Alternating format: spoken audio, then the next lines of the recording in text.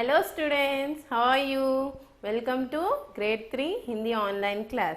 तो चलिए अब हम शुरू करेंगे हमारे न्यू पार्ट के साथ, यानी तीसरा पार्ट। तीसरे पार्ट में क्या बोला है यहाँ पे? रू की मात्रा, यानी हमने मात्राएं पढ़े थे। आ की मात्रा, आ बड़ी आ की मात्रा, छोटी ई की मात्रा, बड़ी ई की मात्रा, छोटी ऊ की मात्रा, बड़ी ऊ की मात्रा। तो हमने पढ़ा था ना लास्ट सेकेंड लेसन में। तो अब कंटिन्यूशन उसका। तो रू की मात्रा अगर कभी कुछ स्वर या कुछ व्यंजन पे, कुछ अक्षर पे लगाया गया है तो उसे किस तरह पढ़ाया जाता है और वो कहाँ लगाया जाता है, अगर वो लगाने से उसका अर्थ कितना बदलता है। अब तो इस रू की मात्रा को हम दूसरे दूसरे अक्षरों को लगाकर और उसे कैसा पढ़ाया जाता है आपको मैं एक छोटे से उदाहरण बताऊंगी, ठीक है।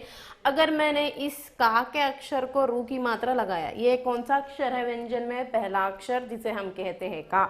अगर इसे मैं रू की मात्रा लगाई, का को रू की मात्रा क्रू, क्या कहते हैं? का को रू की मात्रा क्रू। अगर मैं इसे गा को लगा दी, ठीक है, गा अक्षर घा को मैं रू की मात्रा लगाना चाह रही हूँ, तो गा को रू की मात्रा ग्रू, ठीक है। गा को रू की मात्रा ग्रू, का को रू की मात्रा क्रू, गा को रू की मात्रा ग्रू। अगर मैं माँ को लगा दी, अगर माँ को रू की मात्रा मृ, माँ को रू की मात्रा मृ। अगर मैं वा को लगा दी तो वा को रू की मात्रा व्रू, वा को रू की मात्रा व्रू। तो इस तरह हम इसे प्रोनाउंस करेंगे, यानी पढ़ेंगे, ठीक है। तो अब यहाँ देखिए आप, यहाँ व्यंजन में कौन सा अक्षर है? माँ, ठीक है। माँ कौन सा अक्षर है? ये माँ। अगर इसे यहाँ पे मात्रा कौन सी लगाई गई है? रू की मात्रा। कौन सी मात्रा? रू की मात्रा। तो इसका रूप कैसा रहेगा? माँ प्लस रू की मात्रा इक्वल्स टू मृ। क्या कहेंगे? माँ को अगर रू की मात्रा लगा दिए तो उसे हम कैसा पढ़ेंगे? मृ। कैसा पढ़ेंगे? मृ, ठीक है। अगर ये कुछ और शब्द बनाना चाह रहे हैं तो मृग, मृग यानी एनिमल, मृग यानी एनिमल कहते हैं। क्या कहते हैं? मृग, एनिमल, मृग एनिमल, ठीक है। तो अब चलिए देखिए, look in to your books, you are having some different example. आपको इस बुक में ही और थोड़े एग्जाम्पल्स हैं, जैसा आपको समझने में आसान होगा आगे आगे, ठीक है। रू की मात्रा वाले शब्द, वर्ड्स विथ री सिंबल। रोमन इंग्लिश में इसे री पढ़ाया जाता है, हिंदी में इसे रू पढ़ाया जाता है, ठीक है। रू, यह क्या है? पहला अक्षर रू प्लस छोटी ई की मात्रा ई, रू ई, या प्लस शा। यह क्या है? शा। क्या होगा इसे? रू शा को छोटी की मात्रा शी, ऋषि। क्या आएगा? रू प्लस छोटी की मात्रा ई, शा। और यहाँ पूरा मिला के क्या पढ़ेंगे हम? रू शा को छोटी की मात्रा शी, ऋषि यानी सेंट। यहाँ पर देखिए, वा प्लस रू की मात्रा और शा प्लस शा है अपना। तो अब इसे कैसा पढ़ेंगे? वा को रू की मात्रा वृक्ष, वृक्ष, वृक्ष। क्या होगा? ट्री। क्या कहेंगे? वृक्ष को इंग्लिश में क्या बोलेंगे? ट्री, वृक्ष, वृक्ष। अब ये दिख रहा है, गा प्लस रू की मात्रा प्लस हा, ठीक है। अब इसे कैसा पढ़ेंगे? गा को रू की मात्रा ग्रू, हा, गृह। गा को रू की मात्रा ग्रू, हा, गृह यानी होम। इंग्लिश में क्या कहते हैं? होम। का प्लस रू प्लस शा प्लस का, ठीक है। हमें यहाँ अलग अलग से विभाजित, यानी अलग अलग से करके हमें स्पेसिफिकली बता रहे हैं, क्योंकि हमें समझने में आसान हो।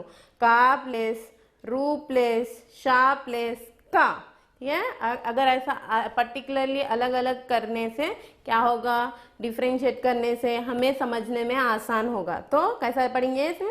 का को रू की मात्रा क्रू, शा, कृष, शा को शा और का, कृषक कैसे पढ़ेंगे? का को रू की मात्रा क्रू श कृष, शा और का शक, कृषक। कृषक यानी फार्मर, कृषक यानी फार्मर।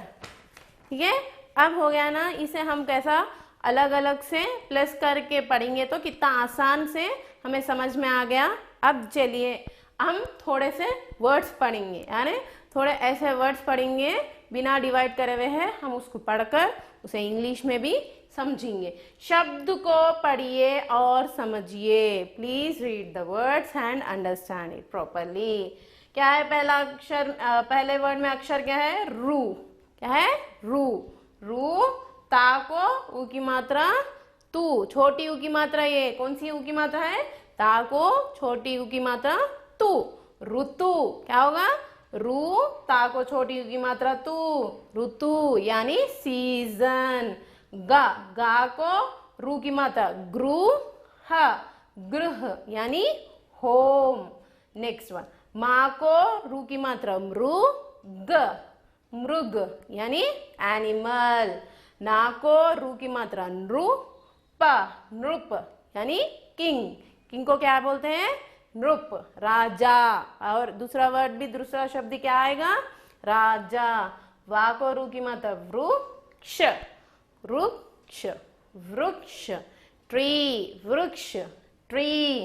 का को रू की मात्रा क्रू, पा को बढ़िया की मात्रा पा, कृपा ना, कृपान, कृपान क्या कहेंगे? कृपान, कृपान यानी कृपान यानी स्वॉर्ड। क्या कहेंगे? कृपान यानी स्वॉर्ड।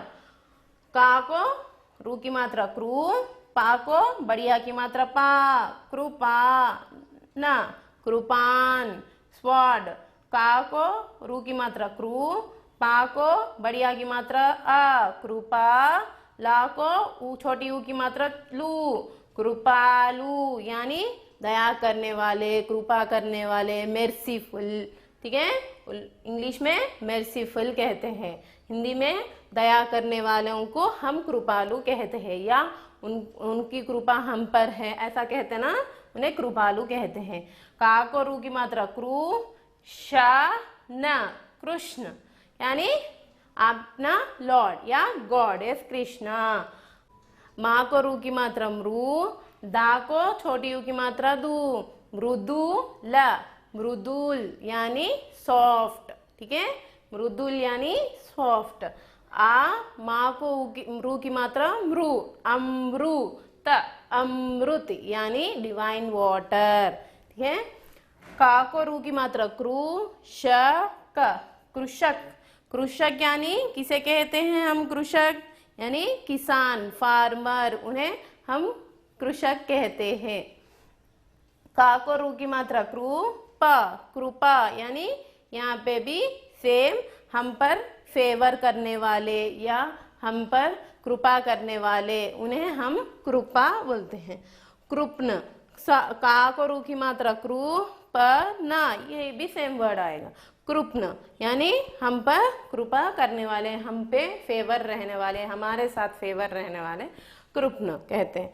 कृषि, कृषि यानी हार्ड वर्क, जैसा कि फार्मिंग, एग्रीकल्चर फार्मिंग को करते हैं ना, उन लोगों को कृषि, कृषिका कहते हैं। ठीक है, फिर बोल, का को रू की मात्रा क्रू, शा को छोटी की मात्रा शी, कृषि यानी एग्रीकल्चर फार्मिंग। हा को रू की मात्रा रू, द या हृदय, हृदय यानी लवेबल हार्ट। ठीक है, हृदय यानी लवेबल हार्ट, हृदय भी पढ़ सकते हैं इसको या हृदय भी पढ़ सकते हैं। यहाँ आपको छोटा सा मिस्टेक, यहाँ रू की मात्रा प्रिंट नहीं हुआ तो आप इसे रू की मात्रा से ऐड करके पढ़िए, हृदय यानी लवेबल हार्ट। तो चलिए अब हम इस कठिन शब्द यानी इस शब्द को हम इंग्लिश में इसलिए बताया कि आपको समझने में और पढ़ने में आसान होने के लिए मैंने इस शब्द को इंग्लिश में भी समझाया। तो अब पढ़िए, नेक्स्ट पढ़िए पढ़ना अभ्यास यानी रीडिंग एक्सरसाइज। अब हम थोड़े ऐसे सेंटेंस, अब हम पहले क्या करें, वर्ड्स बनाएं, उसके बाद और वो थोड़े हार्ड वर्ड्स उसमें हम सीखे किस तरह बन। अब सेंटेंस यानी रू की मात्रा से किए गए सेंटेंस और रिक्त स्थान हम पढ़ेंगे। ठीक, रूप कृपान मत उठा, रूप मीन्स किंग, कृपान मीन्स स्वाद, मत उठा means don't take out. Okay, रूप कृपान मत उठा, मृग पर दया कर, यानी एनिमल्स पर सिंपैथी लव रहना चाहिए, उन पर दया करना चाहिए। मृग तृण चर रहा है, मृग यानी एनिमल्स, मृग को क्या कहते हैं? एनिमल। तो एनिमल तृण यानी ग्रास, तृण किसे कहते हैं हम? ग्रास। ग्रास चर रहा है यानी खा रहा है, भोजन कर रहा है। तो फिर से एक बार, मृग कृपान मत उठा, मृग पर दया कर, मृग तृण चर रहा है। ठीक है, अब चलिए दूसरा पढ़ेंगे। नदी पर ऋषि की कुटिया थी, नदी पर ऋषि की कुटिया थी। सो नदी मीन्स रिवर, नदी यानी रिवर, ऋषि सेंट, ऋषि किसे कहते हैं हम? सेंट। कुटिया यानी कुटिया यानी हट, छोटा सा झोपड़ी या घर कहते हैं ना, उसे कुटिया कहते हैं। तो नदी पर ऋषि की कुटिया थी, मतलब ऋषि का घर नदी पर है। ऋषि तप कर रहा है, ऋषि सेंट क्या कर रहा है? तप यानी मेडिटेशन या ऑब्जर्वेशन या ऑब्जर्वेशन जो सेंट्स करते हैं ना, वो तप कर रहा है, तपस भी कहते हैं हम इसे, तपस्या ऐसा। ठीक है, तो ऋषि तप कर रहा है, ऋषि कृपालु तथा दयालु था। ऋषि कैसे है? कृपालु मतलब मेर्सीफुल, और फेवर दयालु था, यानी मेर्सीफुल और फेवरेबल अपने तरफ थे। ठीक है, फिर एक बार पढ़ेंगे। नदी पर ऋषि की कुटिया थी, ऋषि तप कर रहा था, ऋषि कृपालु तथा दयालु था। ठीक है, अब हमने दूसरा भी सीख लिया। अब चलिए तीसरा देखेंगे। कृषक हल चला, कृषक हल चला, कृषक यानी फार्मर, किसे कहते हैं हम? कृषक को फार्मर, कृषक फार्मर। हल यानी किसान जो यूज करते हैं ना प्लस, उसे हल कहते हैं हम। तो हल चला, तो उसका इस्तेमाल करिए, उससे काम करिए, हम कहते हैं। वृक्ष लगा, वृक्ष यानी ट्री, वृक्ष यानी ट्री, प्लांटिंग करो या प्लांटेशन करो, वो कहते हैं। तृण काट, तृण यानी ग्रास, तृण यानी क्या कहते हैं? ग्रास, तृण यानी ग्रास।